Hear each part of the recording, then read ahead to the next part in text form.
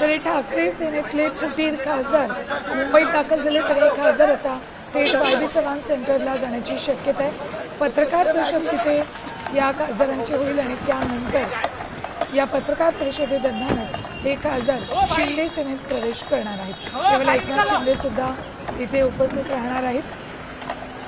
ठाकरे सेनेतून बाहेर पडलेले हे फुटीर खासदार दिल्लीहून मुंबईत दाखल झालेले, त्यांनी पत्रकार परिषदेदरम्यान शिंदे सेनेत त्यांचा प्रवेश होतो। भाऊसाहेब वागचौरे, संजय जाधव, संजय देशमुख, संजय दिना पाटील, ओमराजे निंबाळकर हे खासदार ठाकरे सेनेतून शिंदे सेनेत प्रवेश करतात।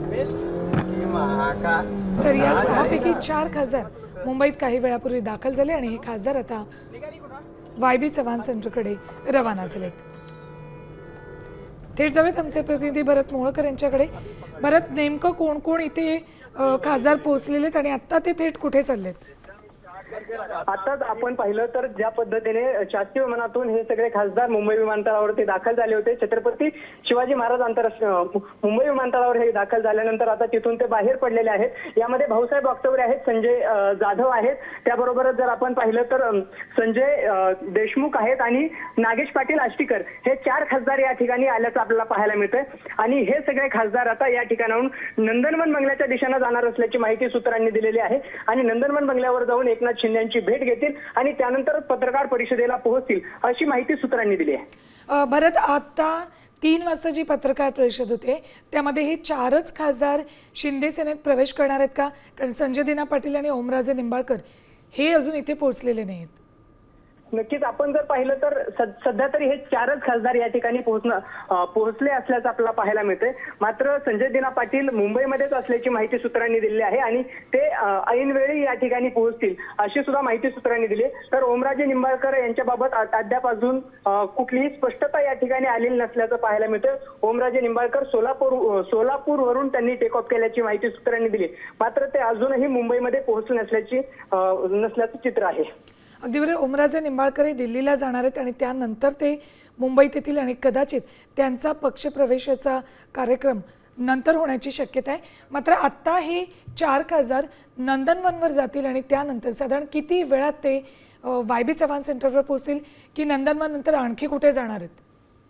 सुवर्ण, आपण पाहिलं तर हे सगळे खासदार नंदनवनवरती गेल्यानंतर त्या ठिकाणाहून ते एकनाथ शिंदेच्या सोबत कदाचित ज्या ठिकाणी पक्षप्रवेश होणार आहे वाय.बी. चव्हाण या ठिकाणी पोहोचण्याची शक्यता आहे आणि त्यानंतरच हे खासदार तिथून त्यांच्या मतदारसंघामध्ये पक्षप्रवेश झाल्यानंतर जाणार असल्याची माहिती सूत्रांनी दिलेली आहे आणि त्यामुळे मतदारसंघामध्ये म्हणजे नांदेडमध्ये 3 खासदारांचं जंगी स्वागत करण्यात येणार आहे। त्यासाठीची तयारी नांदेड विमानतळावर करण्यात आल्याची माहिती सूत्रांनी दिली आहे।